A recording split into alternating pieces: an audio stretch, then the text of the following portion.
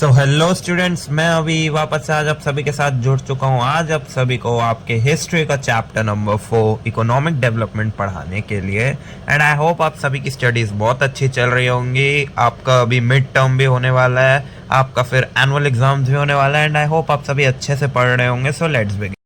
अब हम इस चैप्टर में इंडिया की पूरी इकोनॉमिक पॉलिसी को अच्छे से पढ़ेंगे। अब इसमें mixed economy, 5 year plans and उनकी जितनी भी सक्सेस हुई है, हम उन सारी चीज़ों के बारे में इस चैप्टर में पढ़ेंगे। नेशनलाइजेशन कैसे हुआ है सारे बैंक्स का, जैसे SBI, PNB एंड जितने भी अलग अलग बैंक्स हैं। एक 20 पॉइंट प्रोग्राम लॉन्च किया था गवर्नमेंट ने, मिल वर्कर्स की strike and new economic policy जो 1991 में इम्प्लीमेंट की गई थी, उसको हम इस चैप्टर में अच्छे से जानेंगे। हमारा सबसे पहला टॉपिक दिया गया है mixed economy. Brainstorming about the kind of economy we would adopt after independence started much before India got independence. Our Prime Minister Nehru adopted the middle path rather than taking recourse to any extremes. Some countries had adopted capitalism while some had adopted socialism. Each type of economy had its own advantage. So basically हमें जो economy choose करनी चाहिए उसमें हमने ज़्यादा brainstorming नहीं की और हमने एक मिडल पाथ पकड़ा। जैसे कि दो पाथ्स थे हमारे पास उस टाइम। एक होता था कैपिटलिज्म, यानी कि एक्सट्रीम प्रॉफिट जो बिजनेसमैन बनाते थे ताकि इकोनॉमी को और ज़्यादा स्ट्रॉन्ग किया जा सकता है। एंड एक दूसरा पाथ होता था सोशलिज्म, जहाँ पे कंपनीज को उतना प्रॉफिट नहीं होता था, लेकिन जो सोशल लोग होते थे, जो रिच लोग नहीं होते थे एंड जिसकी कास्ट अच्छी नहीं होती थी, ये उनके लिए बहुत प्रॉफिटेबल था। सो इंडिया ने दोनों का इम्प्लीमेंटेशन किया एंड एक मिडल पार्ट ढूंढा एंड इसका नाम रखा गया मिक्स्ड इकोनॉमी।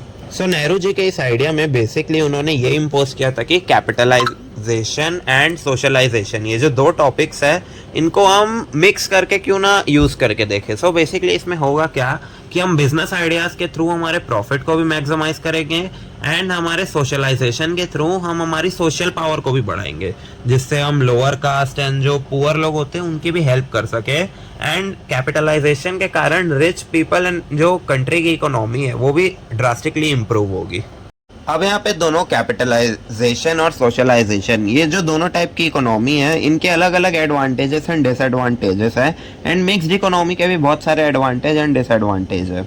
अब हम यहाँ पे देखते हैं कि यहाँ पे लिखा है, in a capitalist system the means of production are privately owned. In a socialist economy the means of production are owned by the states in the name of the society. A mixed economy works both in private and public sector. In order to achieve economic development of modern India, we give preference to a model of mixed economy.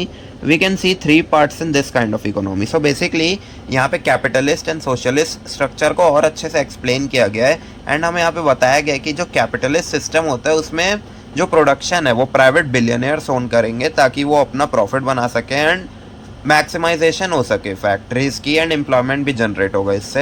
And जो socialist economy है उसमें जो production होगा वो पूरा societal based होगा, यानी कि नॉर्मल लोग भी प्रोडक्शन कर सकते हैं, मार्केट में अपना सामान बेच सकते हैं। सो उस टाइम की हमारी गवर्नमेंट ने एक स्टेप लिया ताकि हम उस टाइम के पोस्ट इंडिया को अच्छे से एक डेवलपमेंट का रूप दे पाएँ।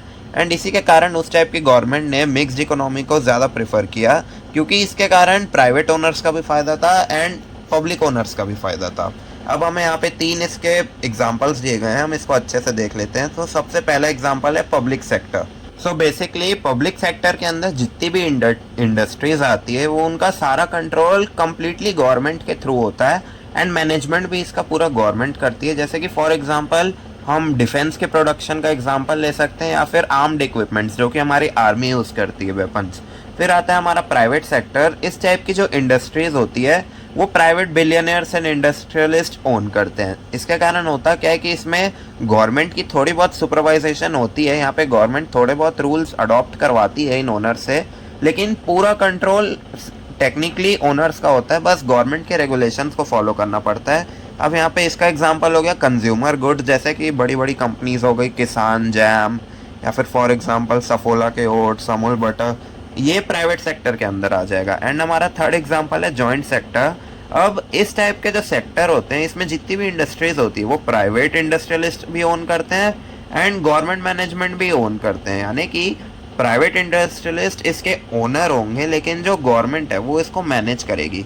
इसमें दोनों का रोल उतना ही रहेगा बस इसमें फर्क ये है कि ओन इसको प्राइवेट वाले करेंगे एंड इसकी मैनेजमेंट पूरी गवर्नमेंट करेगी। फिर अगर हम कुछ एग्जांपल्स की बात करें कि इन सारी इंडस्ट्रीज के कुछ एग्जांपल्स बताइए, सो हमारा सबसे पहला पब्लिक सेक्टर का एग्जांपल आप ले सकते हैं इंडियन रेलवेज।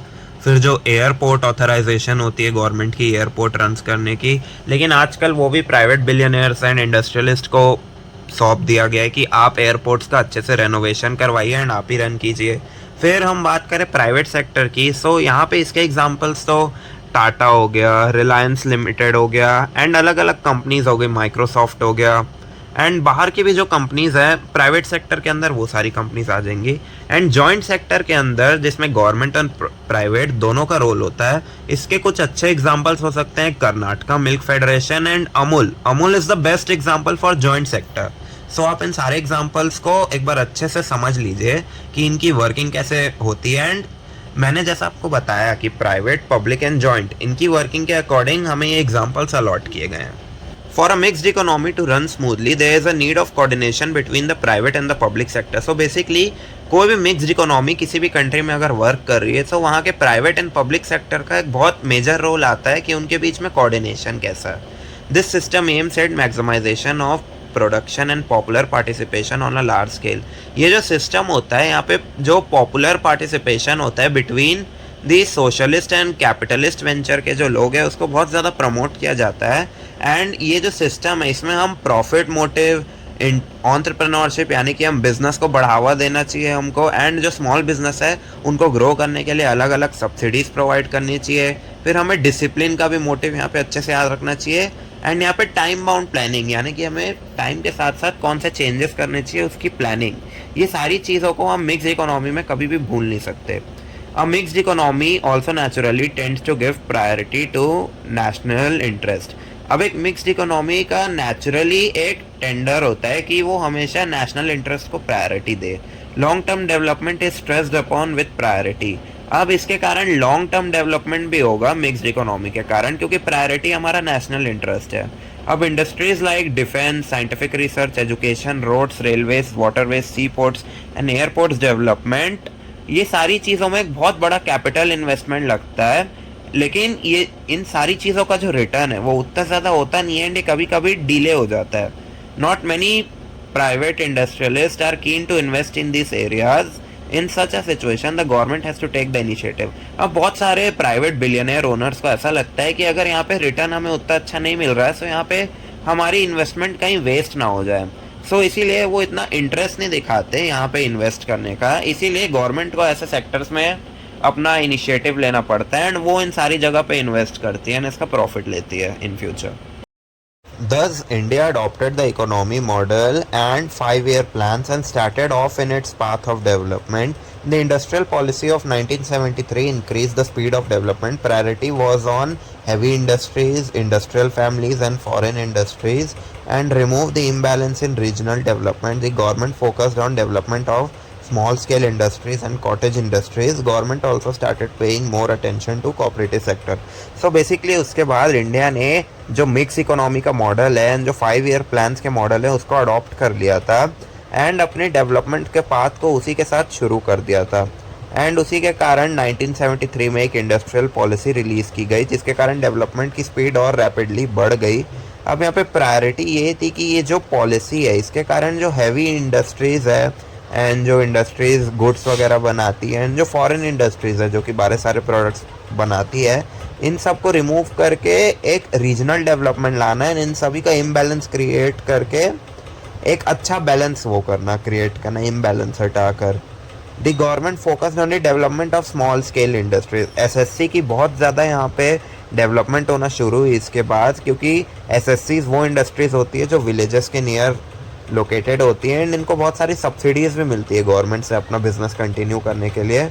एंड इसी के साथ गवर्नमेंट ने और ज़्यादा अटेंशन कोऑपरेटिव सेक्टर को भी धीरे धीरे पे करना शुरू कर दिया। अब मैं यहाँ पे बात करूँगा द 5-year प्लान के बारे में। The colonial power had exploited India economically. The country face severe problems like poverty, unemployment, population growth, low standards of living, low productivity of agriculture and industries and backwardness in the fields of knowledge, science and technology. So basically जो British colonial power थी उसने India को इस intent से economically exploit कर दिया था कि कंट्री में बहुत सारे प्रॉब्लम्स आ गए थे, जैसे कि गरीबी, भूखमरी, पॉपुलेशन बहुत ज़्यादा बढ़ गई थी, यहाँ पे बेरोज़गार नहीं मिल पा रहा था लोगों को, यहाँ का standard of living European and American standards के हिसाब से बहुत ज़्यादा कम था, यहाँ पे प्रोडक्टिविटी बहुत कम थी इंडस्ट्रीज एंड एग्रीकल्चर के सेक्टर में, एंड हम बहुत पीछे थे स्पोर्ट्स, नॉलेज एंड टेक्नोलॉजी के भी सेक्टर में।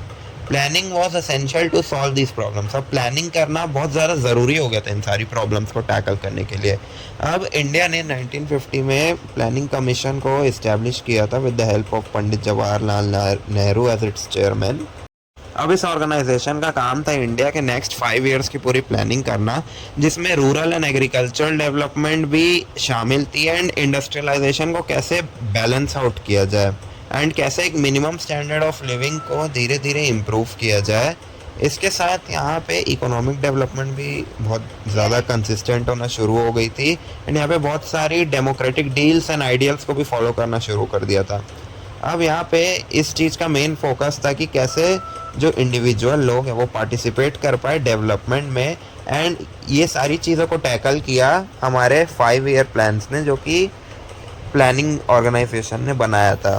अब हम बात करेंगे फंडामेंटल प्रिंसिपल ऑफ प्लानिंग के बारे में। So a general principle of planning is the proportionate distribution of resources of a country and the appropriate use of human resources to fulfil the needs of the people. So basically हमारा planning का सबसे fundamental principle होता है कि हमें planning से हमेशा एक प्रोपोर्शनेट डिस्ट्रीब्यूशन करना चाहिए सारे रिसोर्सेज का जो कि हमारे कंट्री में हमें मिलते हैं, एंड ये सारी चीज़ों का अगर हम अच्छे से प्रोपोर्शनेट यूज़ करेंगे तो इससे ह्यूमंस की डेवलपमेंट होगी, एंड इससे हमारा ह्यूमन रिसोर्स भी बढ़ेगा, जिसके कारण बाकी लोगों की भी हेल्प होगी। सो हमें यहाँ पे दिए गए हैं गोल्स ऑफ प्लान्स। सो यहाँ पे हमें सबसे ज़्यादा जनरल गोल्स दिए गए हैं जो कि हमारे प्रिंसिपल्स ऑफ प्लानिंग में मेंशन्ड है। सो हमारा सबसे पहला पॉइंट है increase in the national income. So यहाँ नेशनल इनकम का इंक्रीज होना एक रैपिड चेंज होगा, एंड ये हमारे गोल का सबसे इंपॉर्टेंट पॉइंट है। Bring about rapid industrialisation by focusing on basic industries. हमें इंडस्ट्रियलाइजेशन लाना चाहिए ताकि हम बेसिक इंडस्ट्रीज पे फोकस कर पाए एंड अपनी ग्रोथ अच्छी हो पाए इंडस्ट्रियल सेक्टर में। थर्ड पॉइंट है bring about an increase in the agriculture production so the country become self sufficient in food production. So हमें एग्रीकल्चर सेक्टर में जो अपना प्रोडक्शन है उसको एकदम बफर करके रखना चाहिए ताकि हमें इन फ्यूचर सेल्फ सफिशिएंसी की भी पाथ मिले, एंड अगर हम कभी फैमिन्स या फिर किसी डिज़ास्टर को फेसअप करें तो हम सेल्फ सफिशिएंट रहे ताकि हम अपनी फूड इनटेक खुद कवर कर पाए। हमारा फोर्थ पॉइंट है use the human resource in the country optimally by making increasing employment opportunities available. हमें जो हमारी कंट्री का एचआर है उसका बहुत ऑप्टिमल यूज़ करना चाहिए, जिसके कारण हमारी कंट्री में एम्प्लॉयमेंट अच्छा बढ़ेगा एंड मोर अपॉर्चुनिटीज़ क्रिएट होंगी। हमारा फिफ्थ पॉइंट है remove the inequality in earnings and wealth. हमें यहाँ पे पुअर एंड रिच के बीच में बराबर टैक्सेस नहीं रखने चाहिए, हमें on the basis of income taxes रखना चाहिए जिसके कारण इनकम इक्वालिटी खत्म हो। हमारा सिक्स पॉइंट है maintain stable prices of commodities. तो हमें बेसिक कमोडिटीज़ का एक स्टेबल प्राइस सेटअप कर देना चाहिए ताकि उसको सारे सेक्शन के लोग अच्छे से यूज़ कर पाएँ। हमारा सेवेंथ पॉइंट है bring the growth in population after control the family planning. So basically हमारी जो अभी कंट्री की पॉपुलेशन है वो बहुत ज़्यादा है अकॉर्डिंग टू द एरिया, जिसके कारण हमारी अपॉर्चुनिटीज़ बहुत ज़्यादा डिक्लाइन हो रही है। इसीलिए हमको फैमिली प्लानिंग करनी चाहिए जिसके कारण जो हमारी पॉपुलेशन की ग्रोथ है वो स्टेबल हो पाए और कंट्रोल में आ जाए। हमारा एट्थ पॉइंट है improve the standards of living by eradicating poverty. हमें हमारे स्टैंडर्ड ऑफ लिविंग को बहुत ज़्यादा बढ़ाना पड़ेगा बाकी कंट्रीज़ के कंपैरिजन में। इसका सबसे प्राइमरी फोकस है ताकि हम अपनी पॉवर्टी कम कर पाएँ, ये तभी हो पाएगा। हमारा नाइन्थ पॉइंट है डेवलप सोशल सर्विसेज। हमें सोशल सर्विसेज का डेवलप करना चाहिए। हमारा टेंथ पॉइंट है making the economy self sufficient. हमें दूसरी कंट्रीज़ पे रिलाई नहीं करना चाहिए अपनी इकोनॉमी स्टेबल करने के लिए, हमें हमारे इंटरनल रिसोर्सेज का यूज़ करना चाहिए हमारी इकोनॉमी को सेल्फ सफिशिएंट बनाने के लिए। अब हमें यहाँ पे हमारे सारे 5 ईयर प्लान्स के बारे में डिस्कस किया गया है, मैं आप सभी को बता देता हूँ। सो हमारा सबसे पहला 5 ईयर प्लान बनाया गया था ईयर 1951 से 1956 के लिए। The expenditure in this plan was primarily on agriculture, social development, irrigation and flood control, sources of energy, rural and small industries, heavy industries, minerals, transport and communication, education and health. This plan consisted of measures to lay the foundation of planned economic development. So हमारा जो सबसे पहला expenditure था 5 year plan का, उसका primary source था agriculture and हम कैसे सोशल डेवलपमेंट को बढ़ावा दे पाएँ. एंड इसके कुछ इंपॉर्टेंट रिसोर्सेज भी थे जैसे कि flood control, sources of energy, rural and small industries को बैकअप करना, ट्रांसपोर्ट हम अपना अच्छा कर पाए, कम्युनिकेशन अच्छा हो पाए, एजुकेशन एंड हेल्थ सेक्टर भी हमारा डेवलप कर पाए. अब ये जो प्लान था इसमें बहुत सारे मेजर्स थे जो कि फाउंडेशन ले करता है इकोनॉमिक डेवलपमेंट की इस कंट्री में. हमारा सेकंड 5 ईयर प्लान था 1956 से 1961 तक. This plan had ambitious goals of industrialisation, iron and steel industries at Durgapur, Bhilai and Rourkela, chemical fertilizers plant at Sindri, rail engine factory at Chitranjan, factory of railway bogies at Perambur, shipbuilding factory at Visakhapatnam, and the other heavy industries were set up in the public sector. Huge dams like Bhakra, Nangal, Damodar, etc. were built to make water available for agriculture. It led to increase in the national income. हमें ये बताया जा रहा है कि जो ये plan था इसके बहुत सारे एम्बिशियस गोल थे ताकि हम अपना इंडस्ट्रियलाइजेशन बेटर कर पाए. अब यहाँ पे बहुत सारी आयरन एंड स्टील इंडस्ट्रीज थे दुर्गापुर, भिलाई एंड रौरकेला में, इसको ये डेवलप कर पाए. फिर बहुत सारे केमिकल फर्टिलाइजेशन के प्लांट थे सिंदरी में. फिर रेल इंजन की फैक्ट्री थी चित्रांजन करके एक जगह में. फिर फैक्ट्री ऑफ रेल बोगी थी पेरम्बर में. शिप बिल्डिंग फैक्ट्री थे विशाखापट्टनम में. एंड बहुत सारी अलग अलग हैवी इंडस्ट्रीज़ को पब्लिक सेक्टर में इस्टेब्लिश किया गया था. एंड बहुत सारे बड़े बड़े डैम भी बनाए गए थे इंडिया के अलग अलग पार्ट्स में जैसे कि भाखरा, नंगल, दामोदर. एंड ये डैम्स इसीलिए बनाए गए थे ताकि वाटर एग्रीकल्चर सेक्टर के लिए अवेलेबल करवा पाए. इसके कारण हमारी नेशनल इनकम रैपिडली इंक्रीज. अब हमें यहाँ पे हमारा थर्ड 5 ईयर प्लान दिया गया है जिसकी ड्यूरेशन थी from 1961 to 1966. This plan was aimed at bringing about a balance in industries and agriculture.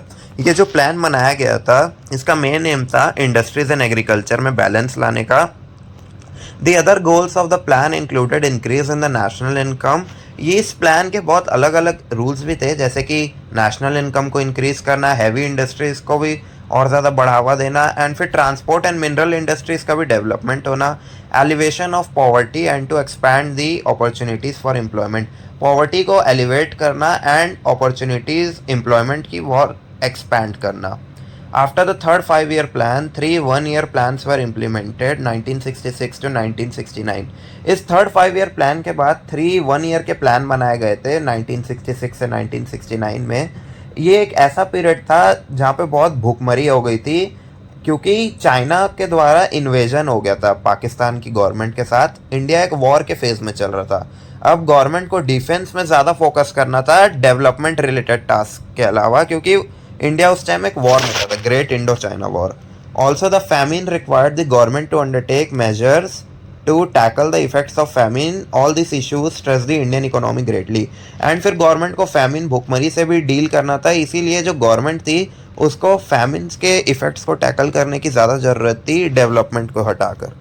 अब हम बात करेंगे हमारे फोर्थ 5 ईयर प्लान के बारे में. The intentions behind setting the goals of this plan were that India should become self reliant, government should develop on basic industries, increase the speed of economic development and pay attention to establishing a socialistic pattern of society. 14 major banks in the country were nationalised. The plan did not succeed as expected. The economy had to bear the burden of the Bangladesh war. The expenditure over the refugees had to be borne as well. The Indian economy suffered due to the pay raise of government and railway servants and the rise in the prices of the petrol in the international markets. So basically जो हमारा 4th 5th year plan था उसका intention बहुत अच्छा था and उसके पीछे बहुत सारे गोल्स थे. सबसे पहले गोल था कि हमारी गवर्नमेंट इंडिया को एक सेल्फ रिलायंट कंट्री बनाना चाह रही थी. गवर्नमेंट बहुत सारी बेसिक इंडस्ट्रीज़ को डेवलप करवाना चाह रही थी और बहुत सारी SSI यानी कि स्मॉल स्केल इंडस्ट्रीज़ को भी बैकिंग करना चाह रही थी. इसके कारण इकोनॉमिक डेवलपमेंट की स्पीड बहुत ज़्यादा बढ़ गई एंड यहाँ पे एक सोशलिस्टिक पैटर्न बनाने की कोशिश की गई सोसाइटी की जहाँ पे हर सेक्शन ऑफ सोसाइटी को इक्वली ट्रीट किया जाए. फिर 14 मेजर बैंक्स थे हमारी कंट्री में जिनको नेशनलाइज कर दिया गया जैसे कि PNB, SBI, RBI etcetera. The economy, अब हमारी इकोनॉमी उस टाइम 1971 में बांग्लादेश वॉर हुआ था, उसको पूरा बेयर करना पड़ा था हमको, क्योंकि एक बहुत बड़ा धक्का खा गई थी इंडिया उस टाइम। एंड इसी के कारण गवर्नमेंट को बहुत सारे गवर्नमेंट एम्प्लॉयज़ की सैलरीज वगैरह भी बढ़ानी पड़ी, ताकि हम अपनी डिमांड को इंटरनेशनल मार्केट में एकदम कंप्लाई करके रख सकें। अब हम बात करेंगे फिफ्थ 5 ईयर प्लान, जो कि लास्ट किया था 1974 से 1979 तक। This plan was designed with the goal of making India economically self sufficient by elevating poverty. The objective of the fifth plan were as follows: increase the national income, make large scale employment available, supply education, nutritious food and drinking water, to make facilities of medical treatment available in rural areas, to supply electricity and means of communication, implement social welfare schemes on a wide scale, bring about the development of agriculture, increase the basic industries, purchase food grains and the other life sustaining goods by monopoly purchase, and make them available to the poor at the reasonable price through a public distribution system. So basically इस plan को भी economically sufficient बनाने को किया गया था establish, and यहाँ पे पॉवर्टी हटाना मेन ऑब्जेक्टिव था इस बार। अब यहाँ पे बहुत सारे ऑब्जेक्टिव्स थे इस प्लान के, जैसे कि नेशनल इनकम को इंक्रीज करना, मेक लार्ज स्केल एम्प्लॉयमेंट, यानी कि बहुत बड़े रेट में एम्प्लॉयमेंट जनरेट करना ताकि बहुत सारे लोग बेरोजगार ना बैठे रहें, फ्री एजुकेशन मिल पाए पॉवर्टी वाले बच्चों को, एंड सारे बच्चों को इक्वल ट्रीटमेंट मिले स्कूल्स में, free drinking water and nutritious food की भी अच्छी सप्लाई मिल सके सारे बच्चों एंड बड़ों को, मेडिकल ट्रीटमेंट की जो फैसिलिटीज़ है वो रूरल एंड पिछड़े एरियाज़ में और ज़्यादा बढ़ाई जाए, इलेक्ट्रिसिटी एंड कम्युनिकेशन के जो जो सोर्सेज थे उसको भी बैकवर्ड रीजन्स ऑफ इंडिया में अच्छी तरीके से फैलाया जाए, एंड बहुत सारी सोशल वेलफेयर स्कीम्स को भी रन किया गवर्नमेंट ने। एंड एक बहुत बड़ा डेवलपमेंट एग्रीकल्चर के भी सेक्टर में देखने को मिला इसी चीज़ के कारण। एंड गवर्नमेंट ने इन सारी चीज़ों में मोनोपोली हटा के अपना रूल इम्प्लीमेंट कर दिया, ताकि ये सारी चीज़ें जो कि बेसिक नेसेसिटी ऑफ लाइफ है, ये पुअर लोगों को एंड जो बैकवर्ड लोग रहते हैं सोसाइटी में, उनको भी अच्छी तरीके से मिल पाए एट अ रीजनेबल प्राइस। अब इस फिफ्थ प्लान में हमारे दो गोल्स ऐसे थे जो कि एकदम से अचीव नहीं किए जा सकते थे, एंड इसकी प्लानिंग लॉन्ग टर्म में करना शुरू करनी पड़ी गवर्नमेंट को, जो कि थी रिमूवल ऑफ पॉवर्टी, जो कि एकदम ऑब्वियस है क्योंकि इंडिया में उस टाइम पॉवर्टी वाली पॉपुलेशन बहुत ज़्यादा थी, and increase in employment. India suddenly employment भी इंक्रीज नहीं कर सकता था एक यूथ चंक ऑफ पॉपुलेशन के लिए। फिर 1977 में जनरल इलेक्शंस होती है इंडिया में, जिसमें कांग्रेस पार्टी हार जाती है, एंड जनता पार्टी यानी उस टाइम की बीजेपी, आज की डेट में जिस पार्टी को बीजेपी कहा जाता है उस टाइम जनता पार्टी कहा जाता था, वो पावर में आ जाती है, एंड उस गवर्नमेंट ने एक उस टाइम का फिफ्थ ईयर प्लान खत्म कर दिया था मार्च 1978 में, एंड एक नया रोलिंग प्लान शुरू किया था अप्रैल 1978 में। बट ये सारे प्लान फेल हो गए। फिर 1980 में फिर से जनरल इलेक्शंस होते हैं लोकसभा के, एंड कांग्रेस फिर से जीत जाती है। कांग्रेस गवर्नमेंट ने ये रोलिंग प्लान के सिस्टम को चेंज कर दिया, एंड जैसा कि 5 ईयर प्लान्स हो रहे थे पहले की गवर्नमेंट में, वैसे ही 5 ईयर प्लान को वापस चालू कर दिया नए टर्म्स के साथ। अब हम बात करेंगे द सिक्स्थ 5 ईयर प्लान की, जो कि 1980 से 1985 तक लास्ट किया था। This plan also stressed upon elevation of poverty and employment generation. This plan had the following objectives: significantly increase the growth rate in economy, reduce the rate of poverty and employment, shape and implement a population policy so that people adopted the small family norm voluntarily and thus keep the population under control. So basically sixth 5 year plan में पिछले plan की तरह poverty and employment एक बहुत बड़ा reason था इस plan को बनाने का, लेकिन इसमें और भी कुछ कुछ ऑब्जेक्टिव्स थे, जैसे कि इकोनॉमी के रेट को एक स्टेबल रेट में लाना एंड इंक्रीज करना, पॉवर्टी को कम करना, अनएम्प्लॉयमेंट को धीरे धीरे कम करना एंड एम्प्लॉयमेंट में शिफ्ट करना लोगों को, एंड उसके बाद एक पॉपुलेशन पॉलिसी बनाना जिसके कारण लोग अडॉप्शन में भी ध्यान दें एंड खुद के बच्चे ही पैदा ना करें, क्योंकि इससे पॉपुलेशन भी कंट्रोल करनी थी गवर्नमेंट को। एंड इस प्रोग्राम में बहुत सारे 5 ईयर प्लान में बहुत अलग अलग डिपार्टमेंट्स को भी इंटीग्रेट किया गया था।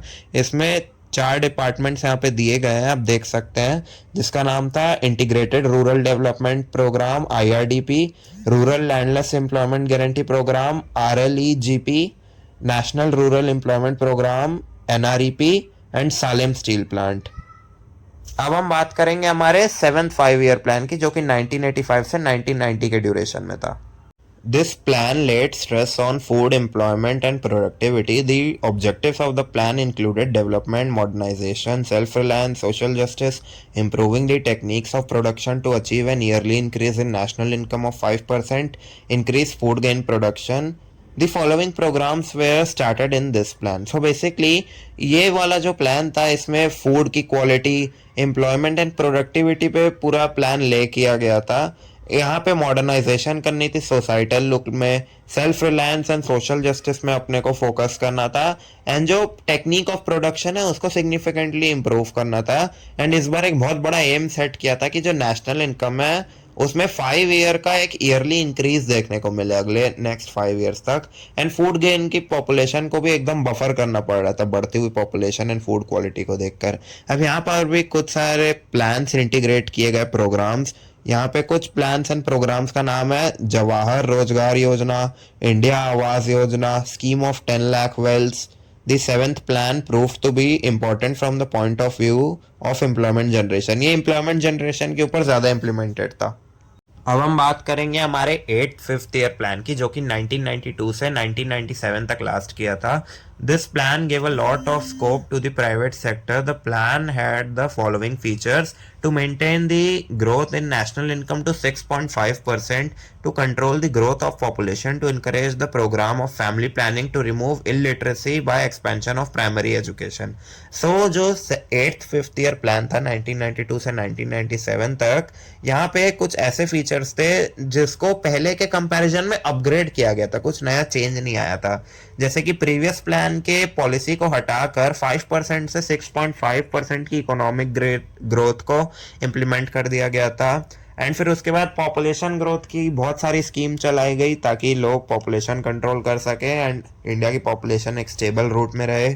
To control the programme of family planning. अब यहाँ पे फैमिली प्लानिंग को भी बहुत ज़्यादा इनकरेज करने लगा एंड बहुत सारे सोसाइटल प्रोग्राम्स भी होने लगे फैमिली प्लानिंग को इनकरेज करने के लिए. एंड इलिटरेसी को हटाना बहुत बड़ा एम था गवर्नमेंट का. इसके कारण एम्प्लॉयमेंट भी जनरेट होती कंट्री में एंड एक नया स्टैंडर्ड ऑफ लिविंग भी अचीव कर पाती इंडिया. एंड यहाँ पर भी बहुत सारे प्रोग्राम थे जो इस प्लान के टाइम में स्टार्ट किए गए थे. कुछ प्रोग्राम्स का नाम था प्रधानमंत्री रोजगार योजना, महिला समृद्धि योजना, राष्ट्रीय सामाजिक आर्थिक सहायता योजना, mid day meal scheme, Indira महिला स्कीम, गंगा कल्याण स्कीम.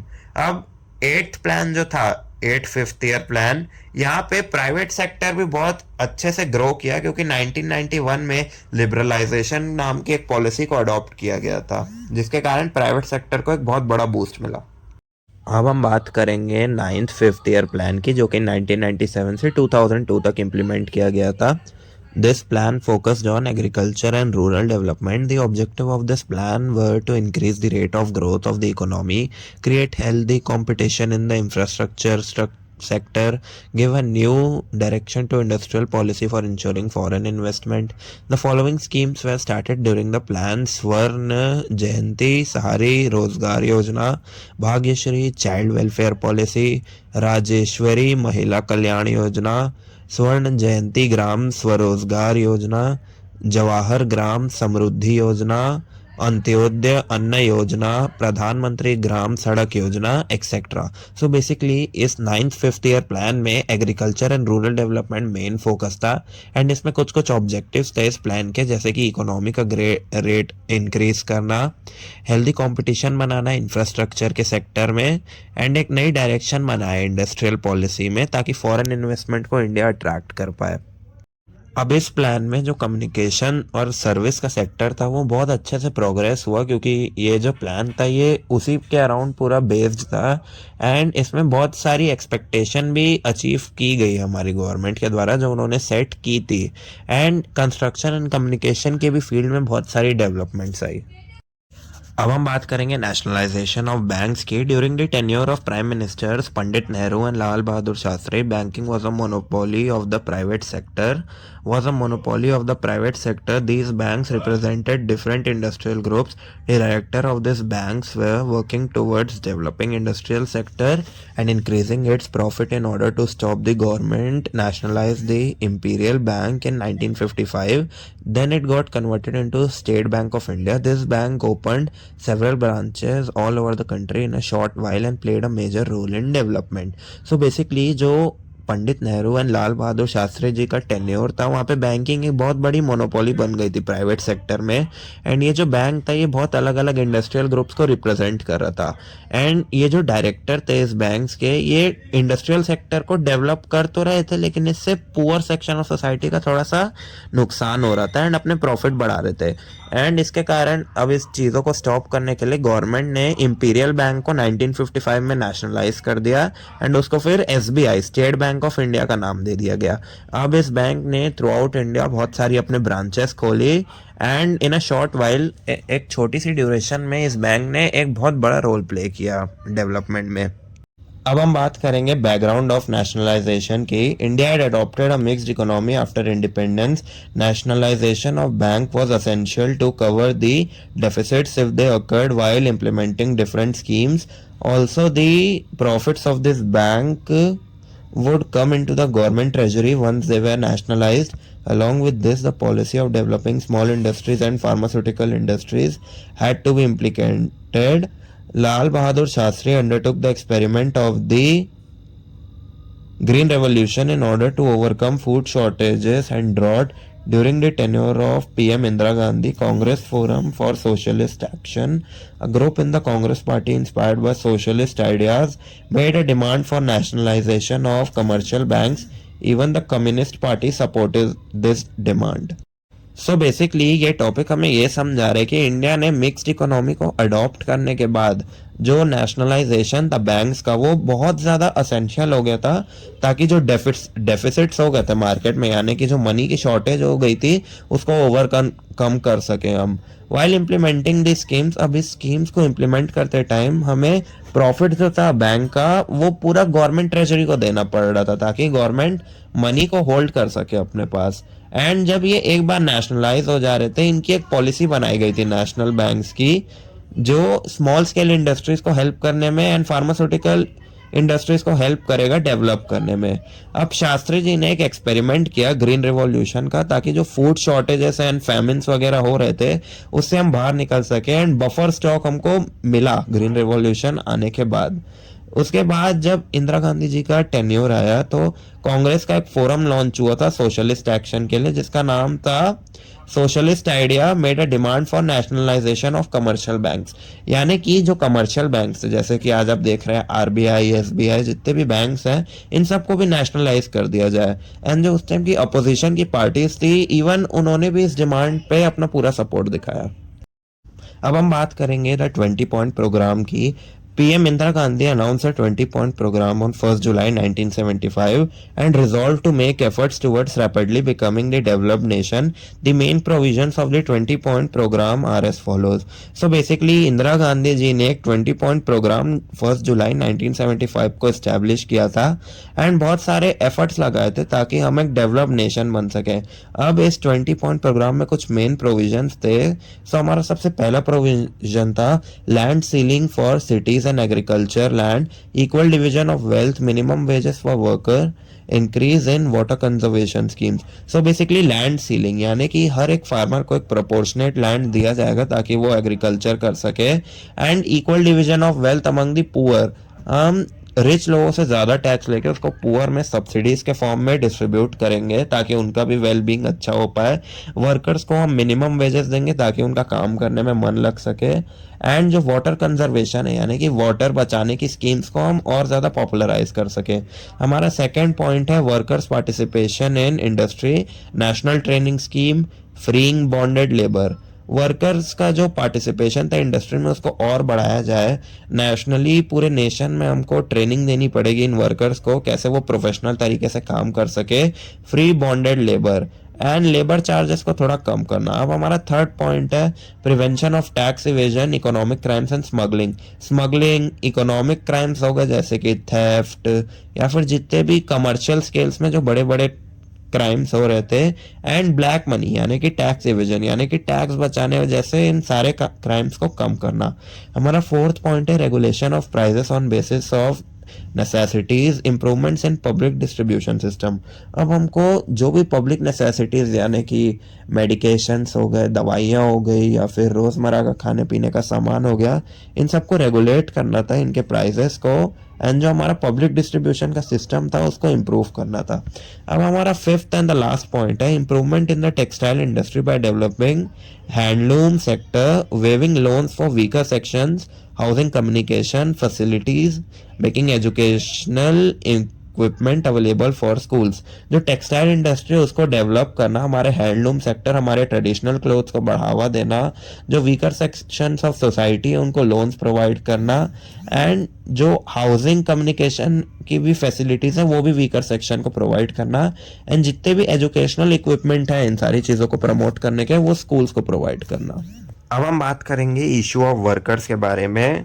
जो हमारी फर्स्ट टेक्सटाइल मिल थी मुंबई में वो 11 जुलाई 1851 में एक बंदा जिसका नाम था कवासजी दवार उनके द्वारा स्टार्ट की गई थी, एंड इवेंचुअली बहुत सारी अलग अलग जो टेक्सटाइल मिल्स थी उनको अलग अलग एरियाज जैसे कि दादर, पराल, भायखाला, शिवड़ी, प्रभा देवी एंड वोरली अलग अलग पार्ट्स में और ज़्यादा डिस्ट्रीब्यूट किया गया, एंड वहाँ पे अलग अलग मिल्स को इस्टेब्लिश किया गया।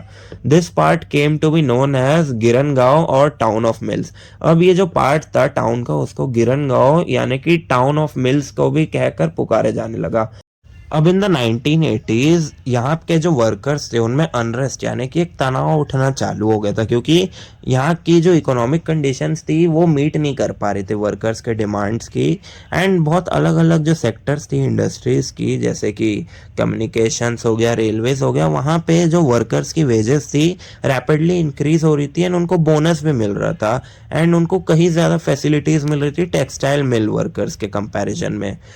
अब हम बात करेंगे दिवाली 1981 के टाइम के बारे में, जब वर्कर्स ने एक्सपेक्ट किया था कि उनको उनकी सैलरी का 20% बोनस मिलेगा, एंड उन्होंने एक कमेटी बना ली थी जिसका नाम था राष्ट्रीय मिल मजदूर संघ, जो कि एम्प्लॉयर्स के साथ नेगोशिएट कर रही थी कि कम से कम 8 to 17% तो बोनस मिले ही मिले वर्कर्स को। The cut in the bonus provoked to be the cause of unrest. Some workers went to Dr. Datta Samant. They asked him to accept their leadership. Workers of 65 mills came together, and Dr. Datta Samant led the strike on 18th January 1982. 2.5 lakh workers went on strike. Girangaon mill stopped running, making it seem like Mumbai's heart stopped throbbing. So basically, अब जब employers ने मना कर दिया इस क्या बोलते हैं बोनस को देने से, सो वहाँ के एम्प्लॉयज़ में एक अनरेस्ट प्रवोक हो गया कि हम इतनी मेहनत कर रहे हैं लेकिन हमें उसका फल नहीं मिल रहा है। सो उन्होंने एक डॉक्टर को अप्रोच किया जिनका नाम था डॉक्टर दत्ता समंत, और उन्होंने उनकी लीडरशिप एक्सेप्ट कर लिया, एंड जो 65 मिल्स थी गिरण गांव में सिचुएटेड अलग अलग जगह में, वहाँ पे डॉक्टर दत्ता के लीडरशिप में वहाँ के 2.5 लाख वर्कर्स ने जनवरी 18 1982 में एक स्ट्राइक लॉन्च कर दी, जिसके कारण पूरी मिल्स बंद हो गई थी, एंड गिरण गांव उस टाइम जो टेक्सटाइल हब था, इसके कारण लोगों को ये लगने लगा था कि मुंबई की हार्ट बीट बंद हो चुकी है, क्योंकि एक बहुत बड़ी स्ट्राइक हो गई थी, क्योंकि 2.5 लाख से भी ज़्यादा वर्कर्स काम ही नहीं कर रहे थे। The Chief Minister of Maharashtra, Barrister A.R. Anutalay, set up a committee to solve this issue. Later, Baba Saheb Bhosle became the Chief Minister of Maharashtra. He insisted that, as per law, he would talk only with the Rashtriya Mil Mazdoor Sangh. Dr. Datta Samant demanded that the law be revoked. So basically जो chief Maharashtra थे barrister A.R. अनुतलय, उन्होंने एक committee बैठाई इस issue को solve करने के लिए, एंड कुछ समय बाद जनरल इलेक्शंस के बाद बाबा साहेब भोसले नए चीफ मिनिस्टर बनते हैं महाराष्ट्र स्टेट के, एंड उन्होंने ये इंसिस्ट किया कि जो राष्ट्रीय मिल मजदूर संघ को लीड कर रहे हैं डॉक्टर दत्ता समंत था, वो उनसे कानूनी तरीके से बात करेंगे, लेकिन डॉक्टर दत्ता के कुछ अलग ही डिमांड्स थे। In the beginning, the striking workers received help from their native villages. It was also not very difficult for them to help each other.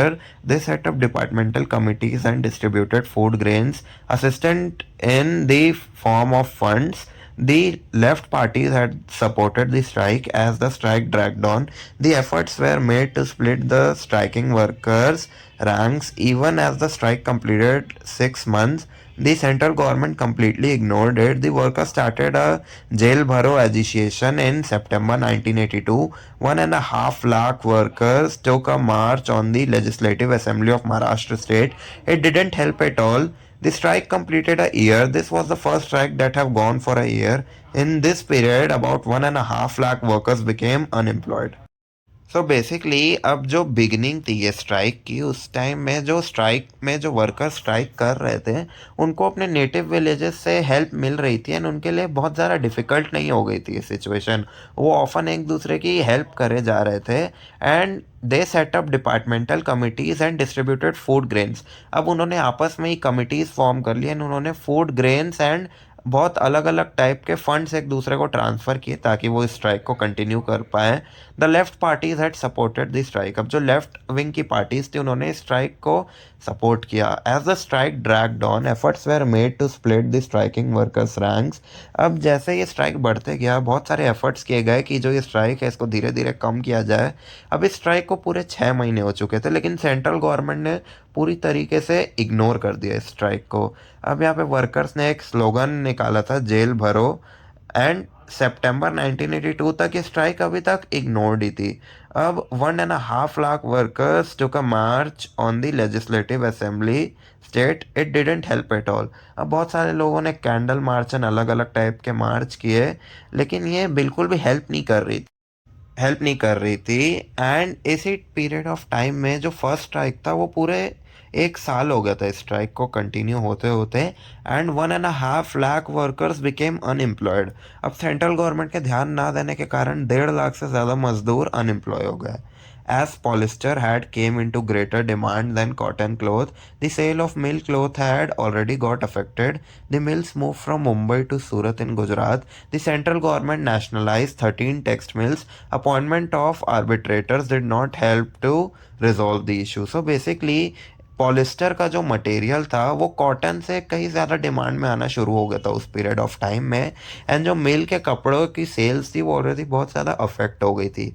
अभी जितनी भी टेक्सटाइल मिल्स थी इनको शिफ्ट करके मुंबई से सूरत में कर दिया गया था, गुजरात में. एंड सेंट्रल गवर्नमेंट ने 13 टेक्सटाइल मिल्स को नेशनलाइज कर दिया था. एंड इन्होंने आर्बिट्रेटर्स को भी अपॉइंट किया था, लेकिन उन्होंने हेल्प नहीं किया इस इशू को रिजॉल्व करने में. आर्बिट्रेटर्स का मतलब वो लोग जिनको अपॉइंट किया जाता है दो या फिर मल्टीपल पार्टीज के बीच का रिजोल्यूशन, यानी कि झगड़ा अगर हो रहा है तो उस झगड़े को ख़त्म कराने के लिए, रिजॉल्व करवाने के लिए. अब हम बात करेंगे न्यू इकोनॉमिक पॉलिसी की. The year 1991 is very important in the history of modern India. After the 10th general elections, PV Narasimha Rao became the PM of India with doctor Manmohan Singh as finance minister. He adopted the new economic policy of linking India's economy with global economy. For this, fundamental changes were brought about in the Indian economy. India's economy was brought in tune with the global mainstream. So basically 1991 एक बहुत important साल रहा हमारी Indian history के लिए, क्योंकि 10वें general election के बाद पीवी नरसिम्हा राव नए प्राइम मिनिस्टर बनते हैं इंडिया के, एंड डॉक्टर मनमोहन सिंह को नया फाइनेंस मिनिस्टर बना दिया जाता है हमारी कंट्री का. एंड इन दोनों ने मिलकर एक नई इकोनॉमिक पॉलिसी को सेटअप किया ताकि इंडिया ग्लोबल मार्केट्स के साथ compete कर पाए in the future, in the present. And बहुत सारे फंडामेंटल चेंजेस भी लाए गए इंडियन इकोनॉमी में. एंड जो इंडिया की इकोनॉमी थी उसको ग्लोबल मेन स्ट्रीम में भी ट्यून इन किया इन्हीं दोनों ने. During this period Indian economy was in a crisis before the PV Narasimha Rao government took charge. Chandrasekhar was the prime minister during his tenure and the rate of inflation was 17%. अब PV Narasimha Rao के पहले जो PM थे उनका नाम था Chandrashekhar, and उनके tenure में इन्फ्लेशन 17% से स्पाइक कर गया था, यानी कि जो चीज़ें आपको 100 रुपए की मिल रही है वो आपको 117 रुपीज़ की मिलेगी. सो ये बहुत ज़्यादा हो गया एंड इसके कारण पुअर पीपल बहुत ज़्यादा अफेक्ट हो रहे थे. Economic growth rate had gone down by 1.1%. India had foreign exchange reserves only enough to last for imports for a week. It had become difficult to pay back its loan and even give the interest on it. On May 1991, the government had tried to control situation by selling some of the gold reserves and by mortgaging some Before the Chandrasekhar government, the VP Singh government had incurred a liability of over 10,000 crore rupees on the economy by waiving off loans of all farmers. The proportion of internal loans of central and state governments together to the gross domestic product was 55%. In 1980 and 81, foreign loan was 2,350 crore dollars. It increased to 8,380 crore dollars in 1990 to 1991. At this time, India had only exchange reserves of 100 crore dollar. So basically जो economic growth rate था वो 1.1% से नीचे गिर गया था. India के पास इतना ही फॉरेन रिजर्व था कि वो अगले एक हफ्ते तक चल सके. एंड जो लोन लिया था हमने बाकी गवर्नमेंट से वो बहुत डिफ़िकल्ट हो रहा था पे करना. एंड उसमें इंटरेस्ट देना तो दूर की बात हो रही थी. अब गवर्नमेंट में बहुत सारे सिचुएशंस को कंट्रोल करने के लिए अपने गोल्ड रिजर्व को बेचने का ट्राई किया. एंड जो इसके पहले की गवर्नमेंट थी, चंद्रशेखर की गवर्नमेंट, एंड इसके पहले की गवर्नमेंट थी वीपी सिंह की गवर्नमेंट, उन्होंने एक लाइबिलिटी इनकर कर ली थी 10,000 करोड़ रुपए की, जब उन्होंने फार्मर्स के सारे लोन्स हटा दिए थे. एंड जो प्रपोर्शन था ये बहुत बड़ा पार्ट पे करता था इकोनॉमी का. एंड इसके कारण जो डोमेस्टिक प्रोडक्ट था 55% फार्मर्स का लोन था वो पूरा स्कैटर हो गया. वो लोन उनको मिलेगा ही नहीं, जिसके कारण हुआ क्या कि जो हमारी डेट थी वो 2,350 करोड़ डॉलर से 8,000 करोड़ डॉलर्स तक टच कर गई थी. अब इस ड्यूरेशन ऑफ टाइम में इंडिया के पास सिर्फ 100 करोड़ डॉलर्स की रिजर्व्स बच गई थी. They also had the background of increased oil prices due to invasion of Kuwait by Iraq. It became difficult for India to raise a loan. Even the non-resident Indians started withdrawing their deposits in foreign currency from India. And अब 1990 से 1991 वाले time में India के पास सिर्फ 100 crore dollars की ही foreign exchange reserve बच गई थी. एंड उनको एक और प्रॉब्लम हो गई थी क्योंकि इराक में एक मिडल ईस्टर्न वॉर चालू हो गया था, Iraq, Iran and middle eastern countries के कारण, जिसके कारण इंडिया की ऑयल रिजर्व्स भी ख़त्म होना शुरू हो गई थी. एंड इंडिया को लोन लेना पड़ा था अपने ऑयल्स को अच्छे तरीके से सेपरेट कराने के लिए, ताकि वो ऑयल की डिमांड अपनी कंट्री में अच्छे से फ्लो करा पाए. एंड जो नॉन रेसिडेंट इंडियंस थे, एनआरआई, वो भी अपनी डिपॉजिट्स को विड्रॉ करना शुरू कर दिए थे फॉरेन करेंसी के इंडिया से. एंड वो भी देश छोड़कर भागने लग गए थे. अब हम बात करेंगे रेमेडीज की. PV Narasimha Rao appointed doctor Manmohan Singh as a finance minister. In order to find a way out of this sanction, doctor Singh undertook many corrective measures. The situation began to change. He removed the restriction on foreign investments. He restricted the license system in industries. In the view of increasing losses in the public sector, industries opened up in the public sector. Investment by private industries rose. So basically PV Narasimha Rao ने doctor Manmohan Singh को अपना finance minister बनाया था अपने government के term में. And ये बहुत ब्यूटीफुली टर्न आउट किया क्योंकि डॉक्टर मनमोहन सिंह ने कुछ कुछ ऐसे मेजर्स निकाले थे जिसके कारण जो हमारा इकोनॉमिक स्ट्रक्चर था वो पहले से बेटर हो रहा था. उन्होंने लाइसेंसिंग के सारे सिस्टम्स निकाल दिए थे. उन्होंने ये निकाला था एक रूल कि जो फॉरेन इन्वेस्टमेंट्स हैं उनको ब्रिटिश के कारण उस टाइम रोक के रखा गया था. एंड हम फॉरेन इन्वेस्टमेंट्स को भी अपनी कंट्री में बुलाएं, ये उनकी आइडियोलॉजी थी. तो उन्होंने फॉरेन इन्वेस्टमेंट के ऊपर जो जो इम्प्लीकेशंस थे उन सबको हटा दिया. एंड इंडिया को एक टोटली ग्लोबल मार्केट में इस्टेब्लिश करने का ट्राई किया ताकि हम बाकी कंट्रीज़ के साथ फ्री ट्रेड कर पाए, वो हमारे यहाँ एमएनसीज ला पाए एंड हमारी कंट्री एक नेचुरली डेवलप्ड कंट्री बन पाए. सो अब हम बात करेंगे वर्ल्ड ट्रेड ऑर्गेनाइजेशन के बारे में. So India world trade organisation WTO का मेंबर बनता है 1995 में. उन्होंने एक पैक्ट साइन किया था वर्ल्ड ट्रेड ऑर्गेनाइजेशन के साथ कि अब बाहर की जितनी भी इन्वेस्टमेंट्स है, फॉरेन इन्वेस्टमेंट्स, एंड इंडिया का जो इंटरनल मार्केट है वो ग्लोबली ट्रेड कर सके. बाहर के फॉरेन इन्वेस्टर्स इंडिया में पैसे लगा सकते हैं, इंडिया की कंपनीज बाहर जा सकती है. इसके कारण जो इंडिया का मार्केट था वो बहुत ज़्यादा रेगुलेट होने लग गया. एंड इसके कारण जो इन्वेस्टमेंट्स थी उन्होंने हमको अट्रैक्ट किया. एंड धीरे धीरे बहुत सारी मल्टीनेशनल कंपनीज ने अपने हेडक्वार्टर्स अपने कॉल सेंटर्स इंडिया में इस्टेब्लिश किए यहाँ के cheap labour and extensive services के कारण। अब हम जिस ऑर्गेनाइजेशन की बात कर रहे हैं यानी कि वर्ल्ड ट्रेड ऑर्गेनाइजेशन, उसका पहले नाम गैट होता था, general administrative of trade and tariff, GATT, and ये WTO के पहले का नाम होता था। इंडिया की गवर्नमेंट को पता था कि जो वर्ल्ड ट्रेड ऑर्गेनाइजेशन है वो कॉमर्स की फील्ड को टोटली ऑब्लिटरेट करती है, सारा मार्केट उन्हीं के पास है, सारी रेगुलेशंस वो लगा सकते हैं, लेकिन इंडिया ने फिर भी WTO को ज्वाइन किया एज अ मेंबर, एंड उसका रिजल्ट हमें आज देखने को मिल ही रहा है कि कैसे इंडिया एक रैपिड स्पीड में डेवलप कर रहा है in the field of IT and science.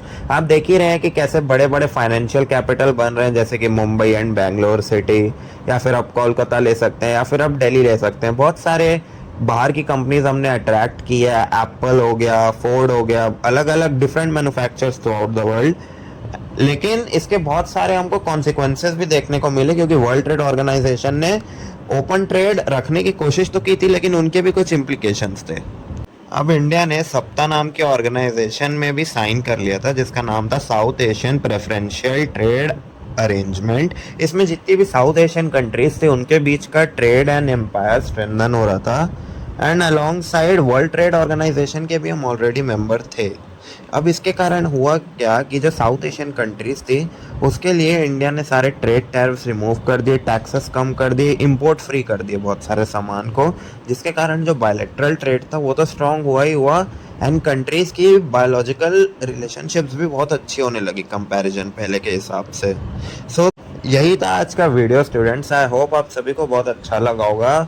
I know कि ये वीडियो बहुत ज़्यादा लेंदी थी क्योंकि ये चैप्टर बहुत बड़ा था, एंड आई होप कि आप सारे वीडियोस देख रहे होंगे इस चैनल में जो हम अपलोड कर रहे हैं। इसकी एक्सरसाइज आपको चैनल में मिल जाएगी, आप उसको भी जाकर देख सकते हैं अगर आपको कुछ क्वेरी होती है उसमें। तो like this video students and subscribe to the channel, and आप अच्छे से पढ़ते रहिए, आपके एग्जाम्स अप्रोच कर रहे हैं। Have a great day, bye bye.